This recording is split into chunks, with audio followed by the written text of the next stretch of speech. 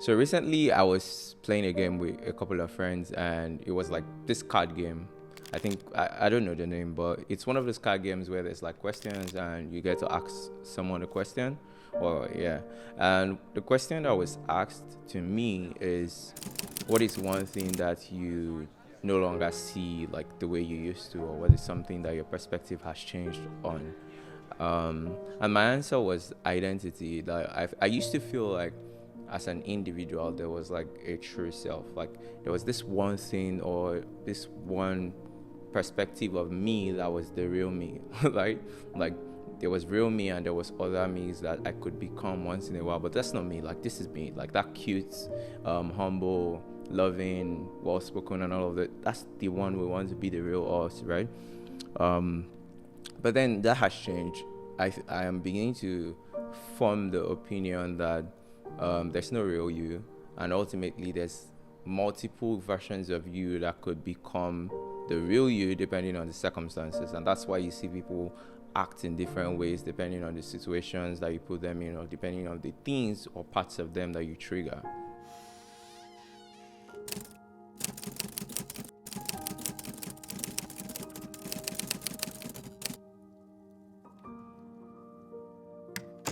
Welcome to another episode of Honest Conversations. And in this episode, we're going to be talking about identity, or I am going to be talking about identity pretty much. And I'm going to be trying to express my thoughts around identity. Is there a true self? How can I find my true self if there was one, or if there's not one, then what's the situation? Now, I was having a conversation as well with another group of friends on WhatsApp, right? And I think one of my friends put like one of these personality tests on the group, and he was like, "Yeah, that we should take this." I guess he was trying to find out what we would come up with, like what personality group we would fit into. And yeah, the other people in the group took it, but I hadn't, or I didn't at the time. I just left it for later because I was kind of busy, and ultimately I was not motivated. And the reason is, as I expressed there, that I've taken a lot of these tests, right? And I am beginning to realize that the tests reveal whatever you put into them. So when you get asked the question and you kind of play around with the answers, you could game the system into giving you a different personality type. Now, while that may not be the case for a lot of people because you're not trying to game the system, here's where the problem lies. I'm the kind of person that when taking personality tests, I feel like more than one answer matches me, right?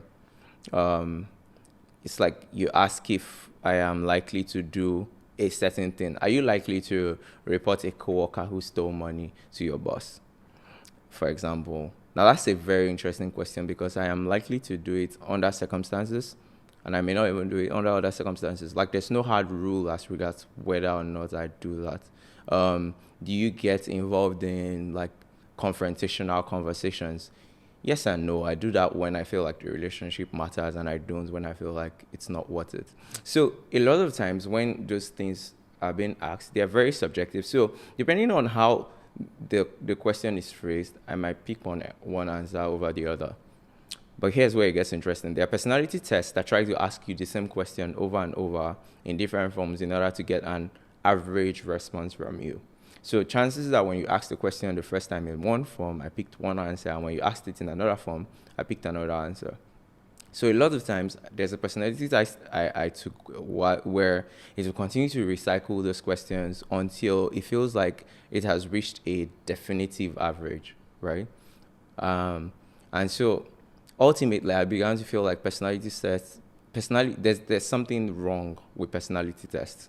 And this is not to say that there's no room for personality tests. This is not to say that there's no benefit in doing them. This is just to say that I have a problem with categorizations, because for the most part, when you create categories, you are ultimately trying to identify certain traits and specifically tie them to certain identities, which in many cases, or I guess not many, but in a few cases may not be the case. I remember watching this movie, Divergent. I think if you've seen it, you would be able to relate with this, where there were a number of different factions. I can't really remember their name anymore. But then there's a set of people who kind of don't fit into any particular faction because they kind of fit into all or more than one.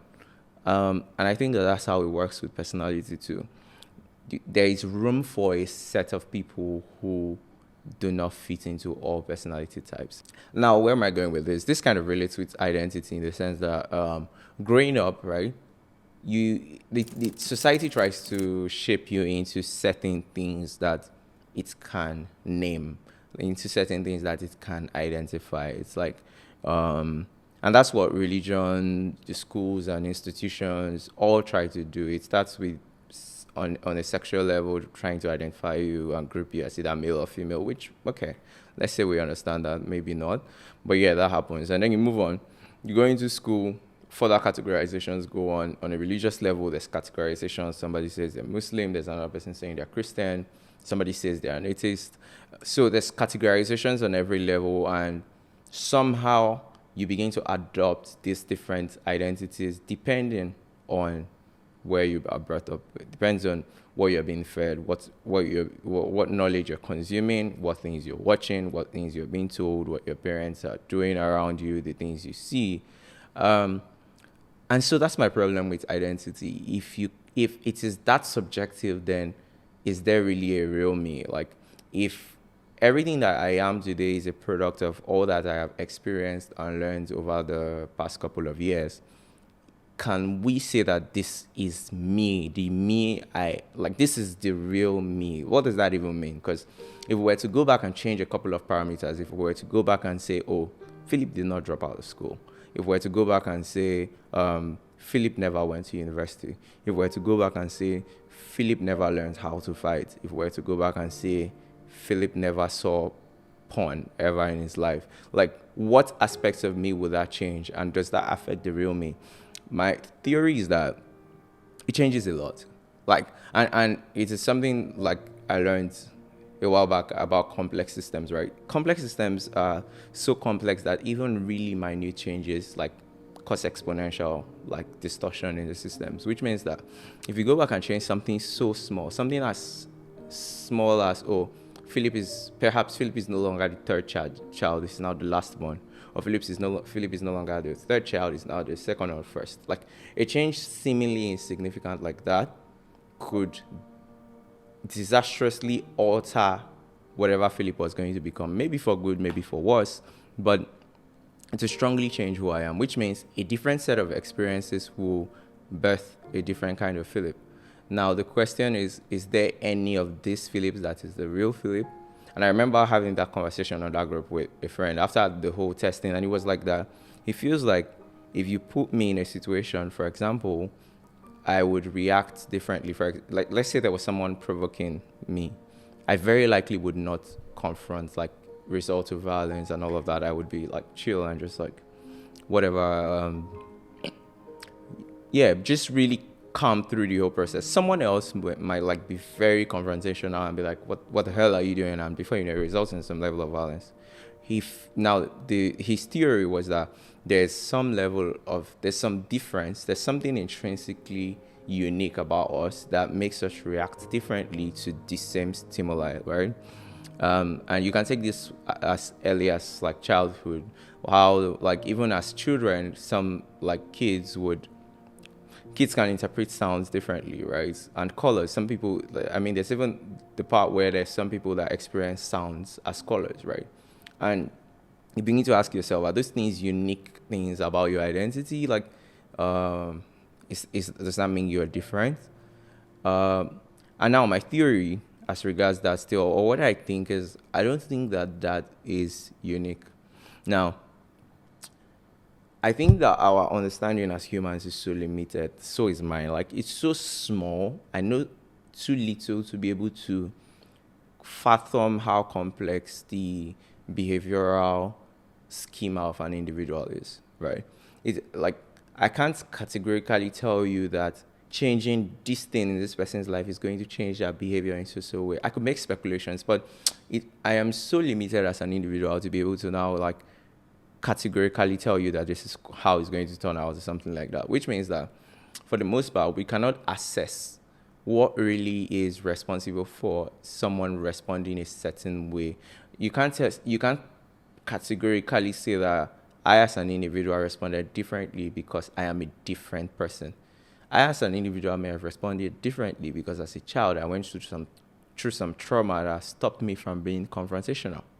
So it's subjective. What it is for me is if identity for all of us is so uncertain, it's so subjective, it's so prone to lots of external factors, I think that it has made me begin to view identity as a very fluid thing and like very dynamic part of me, and on a part-time basis. What I mean by that is, I don't think that there's any one particular thing I need to be all through my life here on earth, or that like there's any one particular thing I am or I'm trying to head towards being during my lifetime.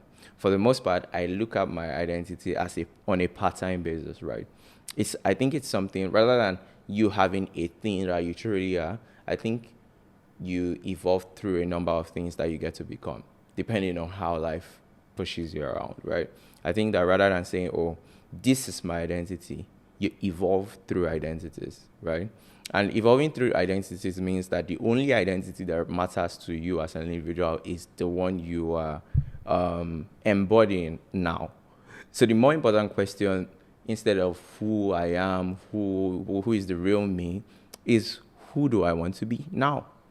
And who you want to be now may be different from who you would need to be or want to be tomorrow. And that's okay. When tomorrow comes, the question remains, who do I want to be now? Which means, it has made me more okay with the various versions of myself that exist, right? Because there's a version of me that would be really crazy about, experiences. I feel like going out. I want to see new things. I feel like, I want to go to the club for the first time. I want to do this. I want to smoke. I want to test this. I want to try. How do people feel when they do this thing? I'm just going to do it and see. There's that version of me on some days, and that's okay. And there's a version of me on other days that will stay indoors for 6 months straight, just doing my thing, hardly interacting on social media, just posting, singing my videos and covers, and being in my own space. And they just like, these parts of me don't have to wrestle for who the real one is. They are all me. Like, there's probably like 48 different versions of me. What am I saying? There's like an infinite version history where I get to be anything depending on the circumstances. So instead of being fixated on who I was or who my experiences have shaped me to be and trying to stick with that all through life, or instead of being fixated on who I want to be, the CEO of some multi-million-dollar company who is impacting the world, and then trying to force my way into that, I'm more focused on who I need to be now. What am I trying to achieve? Of course, that this does not remove the idea of goals. I know that, yes, I want to be a multi-million-dollar something, right? Fine. But I'm not crazy about trying to craft that identity and trying to fake that identity till I make it. Instead, I'm crazy about who do I need to be now to achieve whatever I hope to achieve. Yeah, that's pretty much my thought on identity. Again, in one statement, I think my thought on identity is that I don't think there is any singular thing you can ascribe as your identity or the real version of you. I think there are several versions of you that would evolve, and so you would get to evolve through various identities through your lifetime on earth. That's it for my honest conversation with myself today. Like, I hope you could benefit from this conversation. If you didn't, that's cool. You might benefit from it someday. But these conversations are kind of more for me than for anyone else. Not because like people won't derive any value from it, but because I think it is more of a way for me to play out my thoughts and understand or think about things. Think about where I'm coming from, think about where I'm going to, think about my ideals in the present and how I want to approach things and now. I hope you enjoyed that, and I'll see you in the next episode. Peace.